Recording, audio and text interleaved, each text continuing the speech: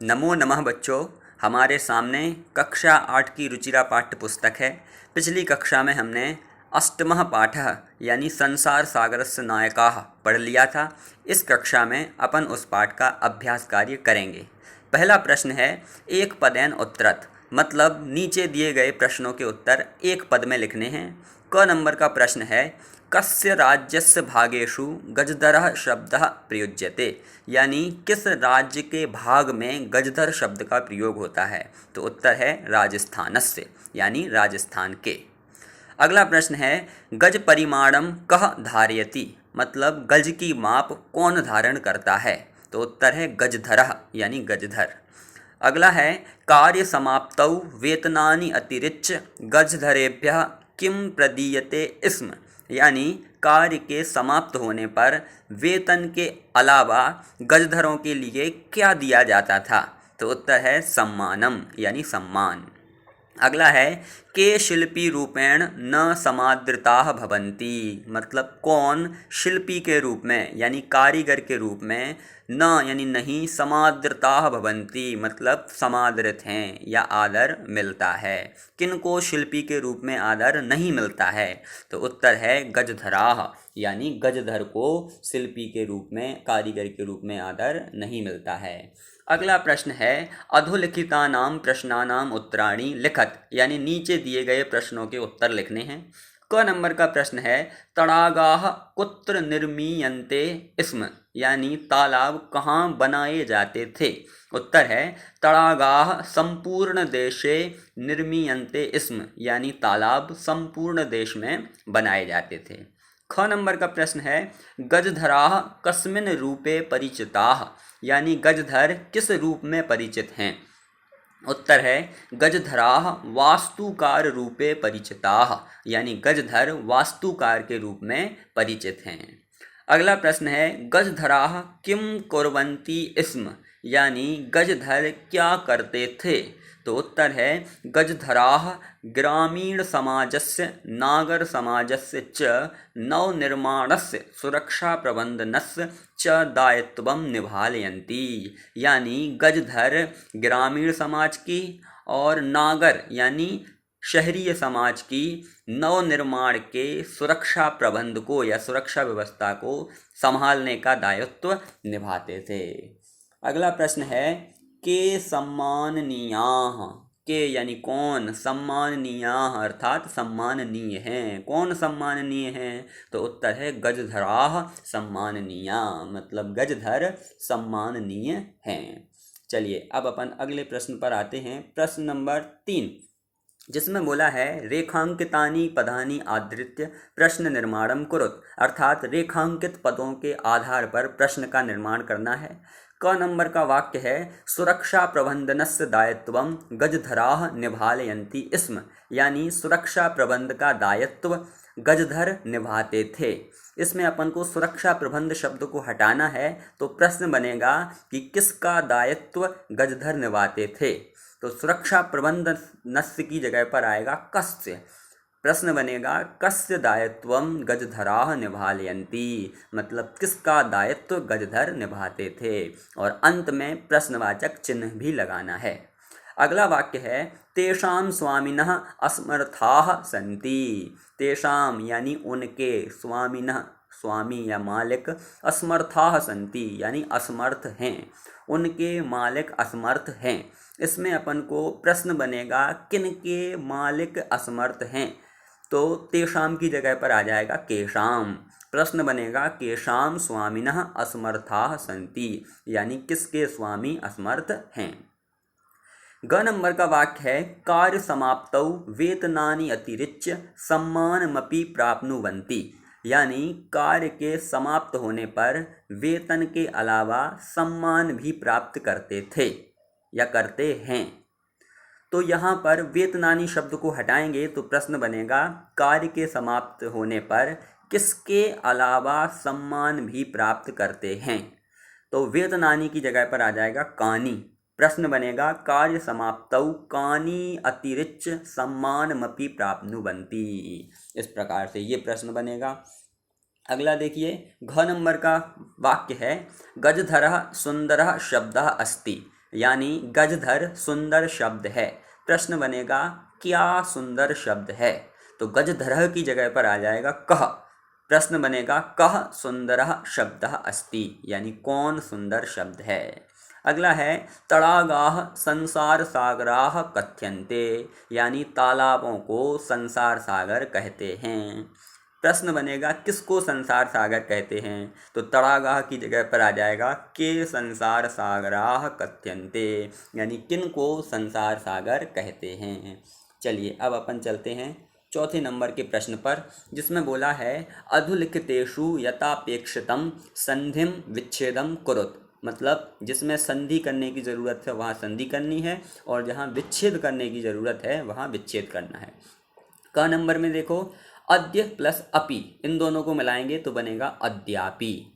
स्मरण प्लस अर्थम, इनको मिलाएंगे तो स्मरणार्थम। इति प्लस अस्मिन्, इत्यस्मिन्।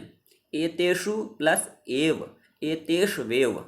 सहसा प्लस एव, यानी सहसैव। इस प्रकार से आपको संधि और संधि विच्छेद करना था।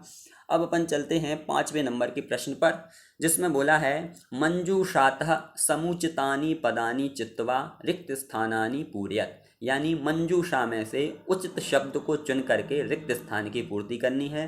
क नंबर है छात्राः पुस्तकानि गृहीत्वा विद्यालयं गच्छन्ति, यानी छात्र पुस्तकों को गृहीत्वा यानी ले करके विद्यालयं गच्छन्ति, अर्थात विद्यालय जाते हैं। अगला है मालाकाराः पुष्पैः मालाः रचयन्ति, मालाकाराः यानी माला बनाने वाले, पुष्पैः यानी फूलों से, मालाः यानी माला को, रचयन्ति मतलब बनाते हैं। अगला है मम मनसि एका जिज्ञासा वर्तते, मम मनसि यानी मेरे मन में, एका यानी एक, जिज्ञासा अर्थात जानने की इच्छा, वर्तते यानी है, मेरे मन में एक जिज्ञासा है। अगला है रमेशः मित्रैः सह विद्यालयं गच्छति, यानी रमेश मित्रैः यानी मित्रों के, सह यानी साथ, विद्यालयं गच्छति अर्थात विद्यालय जाता है। रमेश मित्रों के साथ विद्यालय जाता है। और अंत में है सहसा बालिका तत्र अहसत, सहसा यानी अचानक, बालिका तत्र यानी वहाँ, अहसत यानी हंसी, अचानक बालिका वहाँ हंसी। इस प्रकार से आपको खाली स्थान भरने थे। अब चलते हैं अपन छठवें नंबर के प्रश्न पर, जिसमें बोला है पद निर्माणम कुरुत, यानी पद का निर्माण करना है। देखिए नीचे धातु दी हैं और प्रत्यय दिए हैं, धातु और प्रत्यय को मिल करके कौन सा पद बनेगा वह निर्माण करना है। सबसे पहले यथा, यथा यानी जैसे, क्री धातु है और उसमें तुमुन प्रत्यय लगाएंगे तो बन जाएगा कर्तुम। ठीक है, जब अपन तुमुन प्रत्यय लगाते हैं तो तुमुन प्रत्यय का अर्थ के लिए हो जाता है, यानी यहाँ पर क्री धातु का मतलब है करना और तुमुन प्रत्यय लग के कर्तुम बना, उसका मतलब हो गया करने के लिए। तो तुमुन प्रत्यय का अर्थ के लिए के रूप में प्रयोग होता है। वैसे ही हिरी धातु है और तुमुन प्रत्यय तो बनेगा हरतुम। त्रि धातु तुमुन प्रत्यय तरतुम। फिर है नम धातु और कित्वा प्रत्यय, जिसको मिलकर के बनेगा नत्वा। कित्वा प्रत्यय करके के अर्थ में आता है, तो नम मतलब होता है नमस्कार या फिर झुकना, और कित्वा प्रत्यय का मतलब हुआ करके, तो नत्वा का मतलब हो गया नमस्कार करके या झुक करके। वैसे ही गम धातु है और इक्तवा प्रत्यय है, जिससे शब्द बनेगा गत्वा। त्यज धातु इक्तवा प्रत्यय तो बनेगा त्यक्तवा। और फिर है भुज धातु इक्तवा प्रत्यय, इससे बनेगा भुक्तवा। अब उसके बाद उपसर्ग धातु प्रत्यय दिए हुए हैं, जिनसे अपन को पद का निर्माण करना है। देखिए सबसे पहले है उप उपसर्ग, गम धातु और ल्यप प्रत्यय, जिससे पद बनेगा उपगम्य। यहाँ पर जो ल्यप प्रत्यय है वो भी करके के अर्थ में प्रयोग होता है। और ध्यान रखना, जहाँ पर धातु में अपन ल्यप प्रत्यय लगाएंगे वहाँ धातु के आगे उपसर्ग तो ज़रूर होगा ही होगा। जैसे यहाँ पर है उपगम्य में उप उपसर्ग है, गम धातु और ल्यप प्रत्यय। देखिए वैसे ही सम उपसर्ग पूज धातु और ल्यप प्रत्यय, जिससे बनेगा संपूज्य। आ उपसर्ग नी धातु ल्यप प्रत्यय, जिससे बनेगा आनीय। प्र उपसर्ग, दा धातु और ल्यप प्रत्यय, जिससे बनेगा प्रदाय। तो इस प्रकार से अपन को ये वाली एक्सरसाइज प्रश्न करना था। अगला देखेंगे अपन 7वें नंबर का प्रश्न, जिसमें बोला है कोष्ठकेषु दत्तेषु शब्देषु समुचिताम विभक्तिम योजयित्वा रिक्त स्थानानि पूरयत, यानी कोष्ठक में दिए हुए शब्द में उचित विभक्ति लगा करके रिक्त स्थानों की पूर्ति करनी है। देखिए उदाहरण दिया है यथा, यानी जैसे खाली स्थान था और लिखा था परितः वृक्षाः सन्ति। परितः यानी चारों ओर, वृक्षाः सन्ति यानी वृक्ष हैं। कोष्ठक में शब्द दिया था विद्यालय, तो अपन को विद्यालय का खाली स्थान में विद्यालयम भरना था। यहाँ पर या के ऊपर बिंदु रखी है, तो विद्यालयम यानी विद्यालयम में द्वितीय विभक्ति है। अपन ने द्वितीय विभक्ति का इसलिए प्रयोग किया क्योंकि जब भी वाक्य में परितः शब्द हो, अभितः हो, उभयतः हो, सर्वतः हो या फिर धिक हो, इन सभी के योग में द्वितीय विभक्ति का प्रयोग होता है। अब क नंबर का देखते हैं अपन। खाली स्थान था और फिर था उभयतः ग्रामाः सन्ति। उभयतः यानी दोनों ओर, ग्रामाः सन्ति यानी गांव हैं। कोष्ठक में दिया था ग्राम शब्द, तो अपन को पता है जहाँ उभयतः शब्द का प्रयोग हो वहाँ द्वितीय विभक्ति का प्रयोग होता है। तो अपन ग्राम में द्वितीय विभक्ति लगाएंगे तो बनेगा ग्रामम। ग्रामम उभयतः ग्रामाः सन्ति, यानी गांव के दोनों ओर गांव हैं।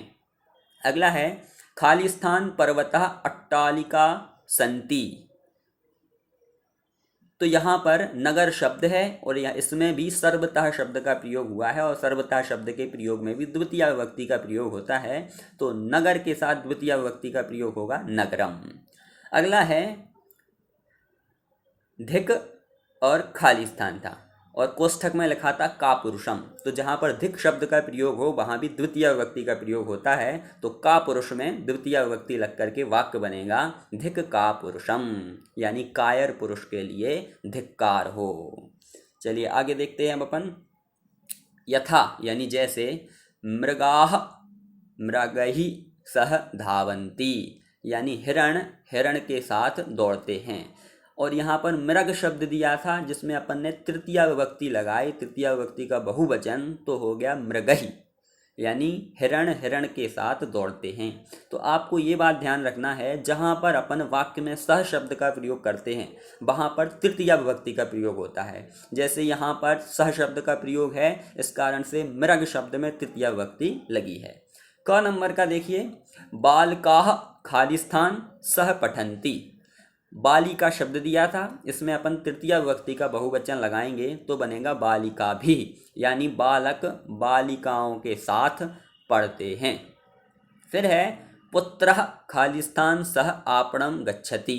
पितृ शब्द दिया था और इस वाक्य में सह शब्द का प्रयोग है, इस कारण से पितृ शब्द की तृतीय विभक्ति लगाई जाएगी, जो बनेगा पित्रा। पुत्रः पित्रा सह आपणम गच्छति, यानी पुत्र पिता के साथ बाजार जाता है। फिर है शिशुः खाली स्थान सह क्रीडति। मातृ शब्द था, मातृ शब्द में तृतीय विभक्ति लगाई तो हुआ मात्रा, तो मतलब हो गया शिशु मात्रा सह क्रीडति, यानी शिशु माता के साथ खेलता है। तो इस प्रकार से आपको इसका अभ्यास कार्य करना था।